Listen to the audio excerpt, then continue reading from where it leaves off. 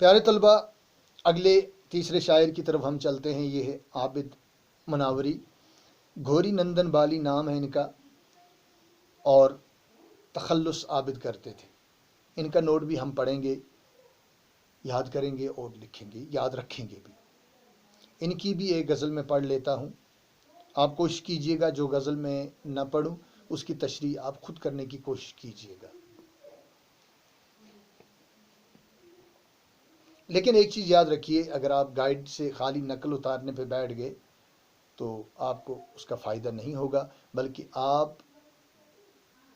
میری باتیں سن کے تھوڑا سا غور کیجئے اور آپ بہت ساری چیزوں کے معنی خود بھی نکال سکتے ہیں۔ باطن کی آنکھ سے جو کبھی دیکھتا ہوں میں، لگتا ہے جیسے خود سے بھی نا آشنا ہوں میں۔ شاعر اشعار مطلب میں فرماتے ہیں، اس غزل کے مطلب میں فرماتے ہیں کہ باطن کی آنکھ، باطن ہو گیا دل کی آنکھ سے۔ ہر آدمی کے دو چیزیں ہیں، ایک ظاہر ہے، ایک باطن ہے۔ ظاہر تو ہمارا یہ ہے، ہم بولتے کیسے ہیں، چلتے کیسے ہیں، سنتے کیا چیز ہیں، کہاں جا رہے ہیں، ہماری عادتیں کیا ہیں، ہم غصے والے ہیں، ہم نیک خلق ہیں، ہم بد زبان ہیں، ہم نیک ہیں، بد ہیں، کیسا ہے یہ تو ظاہری ہے۔ ہمارا لباس کیسا ہے، ہماری اعضاء وغیرہ کیسے ہیں، یہ تو ظاہری صورت ہوگی ہماری۔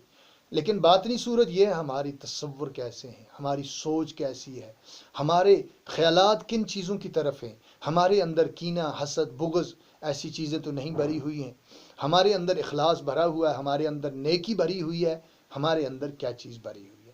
تو اب شاعر جو باطنی آنکھ سے کہہ رہے ہیں کہ میں دیکھتا ہوں جب، اور مجھے ایسا لگتا ہے کہ میں تو اپنے آپ سے بھی ناآشنا ہوں، بیگانہ ہوں، اپنے آپ کو بھی نہیں پہچانتا۔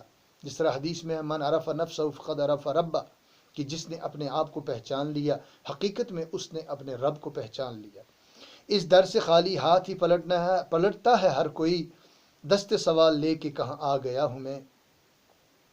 شاعر اشعار میں ایسی مایوسی سے اظہار کر رہے ہیں، ہمیں سمجھانے کی کوشش کر رہے ہیں کہ میں ایسے در پہ آ گیا ہوں جہاں سے ہر کوئی خالی ہاتھ پلٹتا ہے، اور یہ دست سوال یعنی مانگنے کے لیے ہاتھ اٹھا کہ میں کس در پہ آ گیا ہوں۔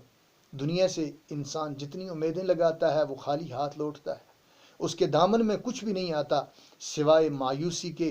اگر انسان اس در پہ چلا جائے جس در سے کوئی بھی خالی نہیں جاتا، اور وہ در ہے اللہ رب العزت کا، اس خالق کا، اس جواد کا، اس سخی کا در ہے، وہ جو مالک ہے، جو رازق ہے، جو پیدا کرنے والا، مارنے والا ہے، تو اس در کی طرف ہمیں شاعر موڑنا چاہتے ہیں۔ مجھ کو ہوا اڑا کے جدھر چاہے لے چلے، پتا ہوں اور شاخ سے ٹوٹا ہوا ہوں میں۔ اس شعر میں شاعر فرماتے ہیں کہ مجھ کو ہوا جہاں بھی چاہے اڑا کے اپنے ساتھ لے جا سکتی ہے، کیونکہ ایک میں سوکھا ہوا پتا ہوں اور شاخ سے ٹوٹ چکا ہوں۔ آپ کبھی دیکھ لینا، جب جھاڑے کے موسم میں پتے پیڑوں سے گر جاتے ہیں، وہ ہوا کے ساتھ بھی اڑتے ہیں، پیروں کے نیچے بھی مسلے جاتے ہیں۔ تو یہاں پر ہمیں ایک چیز کو دیکھنا ہے، اپنی تہذیب، اپنا مذہب، اپنی روایات، اپنی تاریخ سے ہم کبھی بھی نہ کٹیں، اور اس چیز کو ہم ہمیشہ کے لیے یاد رکھیں۔ ہماری تہذیب کیا ہے، ہماری تاریخ کیا ہے، ہمارے دین کی بنیاد کس چیز پر ہے۔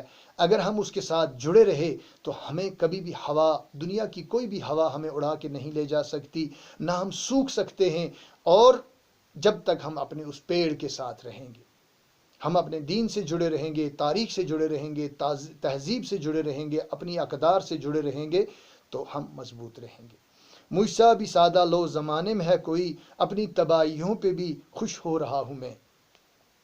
شاعر موجودہ زمانے کے حالات کو اگر ہم دیکھیں تو شاعر فرماتے ہیں کہ مجھ سا بھی کوئی سیدھا سادہ ہے، یعنی جس کے یوں سمجھ لیجئے کہ بالکل جس کے پاس عقل ہی نہ ہو، کہ میں اپنی تباہیوں پہ خوش ہو رہا ہوں۔ اس وقت ہماری حالت بھی وہی ہو چکی ہے، شاعر کے کہنے کے مطابق، کہ انسان اس وقت ایٹم بم بنا رہا ہے، انسان موت کے ایسے سامان تیار کر رہا ہے اور اس پہ خوش ہو رہا ہے کہ بھائی ہم نے تو اتنے ایٹم بم بنا لیے، ہم نے تو ہائیڈروجن بم بنا لیے، ہم نے تو اتنی ٹینکیں خرید لی، ہم نے اتنے مارنے کے لیے بم بنائے، جہاز بنائے، فلاں چیز کی، ہم نے اتنی فوجیں بنا لی۔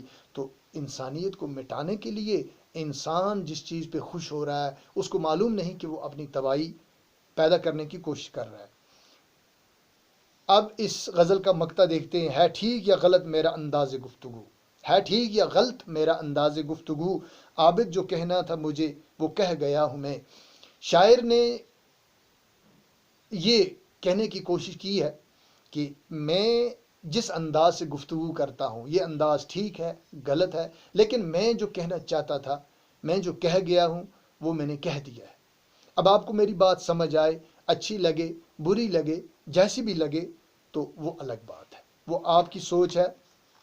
اس طرح سے ان کی دوسری غزل ہے یا شہر شعر کی ایک غزل باقی ہے، تو ان کو ہم پڑھیں گے اور ان کی تشریح خود کرنے کی کوشش کریں گے، اور کوشش کریں گے ان کے الفاظ معنی اور سوال جواب جو ہیں وہ بھی ہم پورے کر لیں۔